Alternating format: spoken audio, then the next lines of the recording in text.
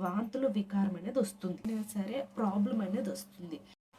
Hello అండి, welcome back to my channel. So ఈరోజు ఈ వీడియోలోకి వచ్చేసరికి ఏంటంటే డ్యూరింగ్ ప్రెగ్నెన్సీలో మనకి కొన్ని ఇష్యూస్ ఉంటాయి. కొన్ని రకాల ప్రాబ్లమ్స్ వల్ల ఏంటంటే బేబీకి అనేది చాలా ఎఫెక్ట్ అనేది ఉంటుంది. సో ఆ రకాలు అంటే మనకి ఆ ఇష్యూస్ ఉన్నాయనుకోండి, చాలా డేంజర్. బట్ అలాంటప్పుడు ఏంటంటే మనం డాక్టర్ అనేది వెంటనే కన్సల్ట్ అనేది అవ్వాలి. సో అయితే మనం ఆ లక్షణాలు ఏంటనేది తెలుసుకుందాం ఈ వీడియోలో. అసలు ఎలాంటి లక్షణాల వల్ల ఆ గర్భధారణ సమయంలో గర్భిణీ స్త్రీలకి అండ్ కడుపులో ఉన్న శిశువుకి డేంజర్ అంటున్నాను అనేది మీకు డౌట్ కదా. సో ఇప్పుడు మనం ఈ వీడియోలో అయితే తెలుసుకుందాం. చివరి వరకు అయితే చూడండి. మీకేమైనా డౌట్స్ ఉన్నా లేదా డ్యూరింగ్ ప్రెగ్నెన్సీలో కొన్ని రకాల బాడీలో లక్షణాలు ప్రాబ్లమ్స్ అన్నీ కనిపిస్తాయి కదా. సో అలా ఎవరికైనా ఉంటే ఖచ్చితంగా కామెంట్ చేయండి. వీడియో అనేది చేస్తాను లేదా కామెంట్ దానికి రిప్లై అయినా సరే ఇస్తాను. సో ఇప్పుడైతే మనం వీడియోలోకి అయితే వెళ్ళిపోదాం. సో ఫస్ట్ వచ్చేసరికి ఏంటంటే మనకి గర్భధారణ సమయంలో చాలామందికి వాంతులు వికారం అనేది వస్తుంది. ఈ వాంతులు వికారం అనేది ఒక రోజులో ఒక 6 టైమ్స్ లేదా 8 టైమ్స్ అయితే నార్మల్. మరి ఒక 10 టైమ్స్ ఒక 15 టైమ్స్ అంటే మరీ ఓవర్గా వాంతులు అయ్యాయి అనుకోండి, అంటే మీరు తీసుకునే ఫుడ్ అనేది జీర్ణం అనేది అవ్వదు. అంటే ఇంకా కొంచెం వాటర్ తాగినా ఇంకా వామిటింగ్ అయిపోతుంది, ఏదైనా ఒక జ్యూస్ తాగినా వామిటింగ్ అయిపోతుంది, ఒక ఫ్రూట్ తిన్నా వామిటింగ్ అయిపోతుంది. అండ్ మనం రైస్ కానీ ఫుడ్ కానీ ఏదైనా ఒక ఏం తిన్నా సరే వామిటింగ్ అయిపోతుందంటే అది చాలా డేంజర్. అప్పుడైతే డాక్టర్ని అయితే మీరు ఖచ్చితంగా కన్సల్ట్ అవ్వాలి.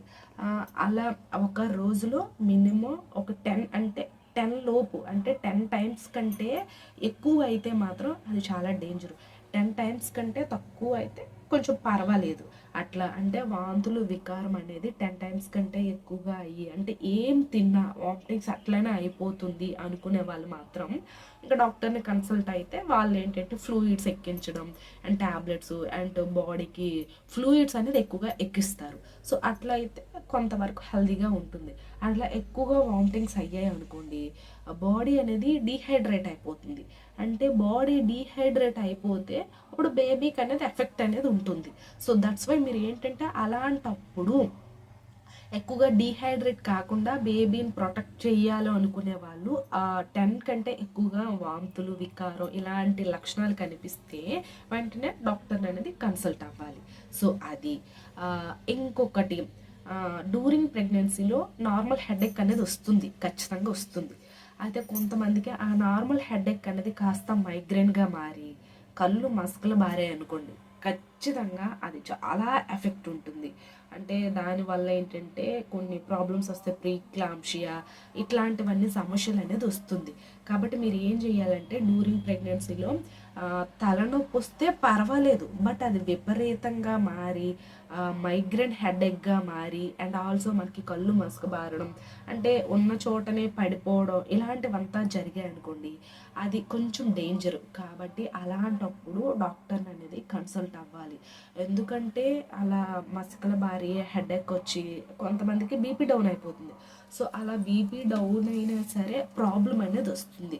అలా బీపీ డౌన్ కాకుండా బాడీని మళ్ళీ యాక్టివ్గా ఉండేందుకు గైనకాలజిస్టులు ఏంటంటే సమ్ ట్రీట్మెంట్ అనేది చేస్తారు. సో ఫస్ట్ మీకు ఎక్కువగా మైగ్రేన్ హెడేక్ ఎక్కువగా అయ్యి కళ్ళు మసకబారాయి అనుకోండి, వెంటనే డాక్టర్ని కన్సల్ట్ అవ్వడం చాలా బెటర్. సో అది.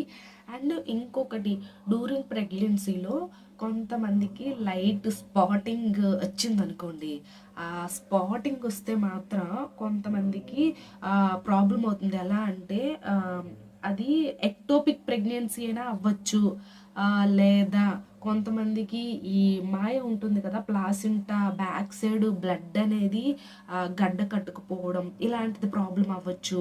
అండ్ కొంతమందికి ఏంటంటే ఇట్లా అంటే మాయలో ఏమైనా ఇన్ఫెక్షన్స్ ఉన్నా సరే ఈ స్పాటింగ్ అనేది అవుతుంది. అంటే స్పాటింగ్ అంటే 1 or 2 డ్రాప్స్ అనేది ఈరోజు మనకి 1 or 2 డ్రాప్స్ అవుతుంది బ్లీడింగ్ లాగా, అండ్ నెక్స్ట్ డే అవుతుంది అండ్ ఆ నెక్స్ట్ డే అవుతుంది.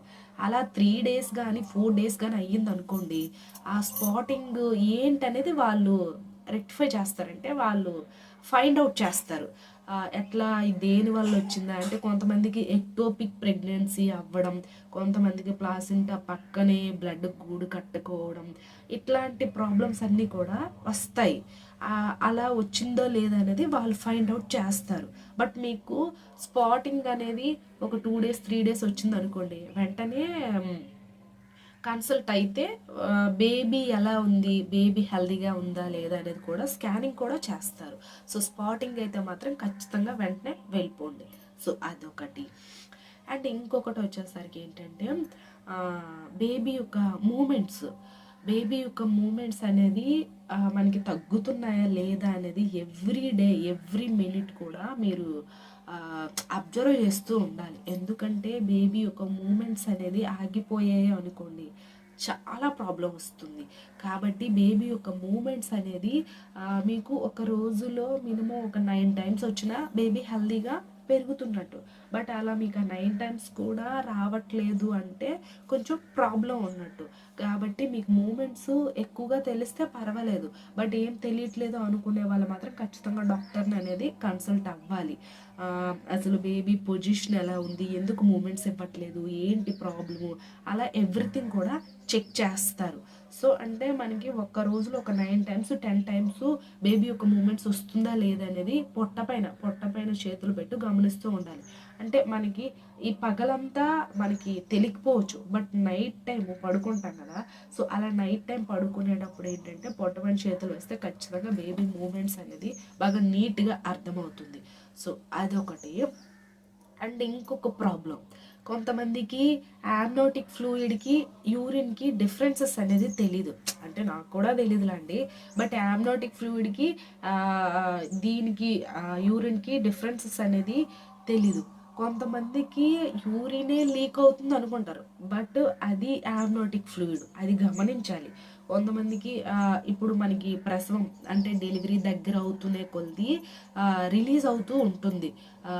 అంటే లైట్గా స్మాల్ కొంచెం కొంచెం రిలీజ్ అయిపోతుంది కొంతమందికి. అంటే అంతమందికి కాదు, కొంతమందికి యామ్నోటిక్ ఫ్లూయిడ్ అనేది కొంచెం కొంచెం రిలీజ్ అవుతుంది. అట్లా అది యామ్నోటిక్ ఫ్లూయిడా లేదా యూరినా అనేది మీరు అబ్జర్వ్ చేయాలి. సో అదొకటి. ఎందుకంటే మనకి యామ్నోటిక్ ఫ్లూయిడ్ అనేది రంగు రుచి వాసన అనేది ఉండదు. మనకి యామ్నోటిక్ ఫ్లూయిడ్ అనేది అది ఒక స్వచ్ఛమైనది, రంగు రుచి వాసన ఇలాంటివంతా ఏం ఉండదు. కాబట్టి అది ఉమ్మనీరు లీక్ అవుతుంది చాలామందికి. ఒక 35 వీక్స్ నుంచే కొంతమందికి స్టార్ట్ అవుతుంది కొంచెం కొంచెం రిలీజ్ అవ్వడం. సో అలా రిలీజ్ అయ్యేటప్పుడు ఏంటంటే బేబీకి ప్రాబ్లం అవుతుంది. సో అలా రిలీజ్ కాకుండా ఉండేందుకు మళ్ళీ డాక్టర్స్ దానికి తగ్గట్టుగా ట్రీట్మెంట్ అనేది చేస్తారు. కాబట్టి మీకు ఉమ్మనీరు లీక్ అవుతుందా, యూరిన్ అనేది మాటి అంటే యూరిన్కి మాటికి వెళ్తారు వాష్రూమ్కి. సో అలా యూరిన్కి మాటికి వెళ్ళేటప్పుడు కూడా యూరిన్ ఇన్ఫెక్షన్స్ ఉన్నా సరే అట్లా లీక్ అవుతూ ఉంటుంది. సో అది గమనిస్తూ ఉండాలి. సో ఈ లక్షణాలు ఉంటే కొంచెం డేంజర్, కాబట్టి వెంటనే డాక్టర్ అనేది కన్సల్ట్ అయితే వాళ్ళు దానికి తగ్గట్టుగా ట్రీట్మెంట్ అనేది చేస్తారు. సో ఇది అండి. ఐ హోప్ ఈ వీడియో కనుక మీకు ఇన్ఫర్మేటివ్ ఉంటే లైక్ చేసి షేర్ చేసి సబ్స్క్రైబ్ కూడా చేసుకోండి. Thanks for the watching this video.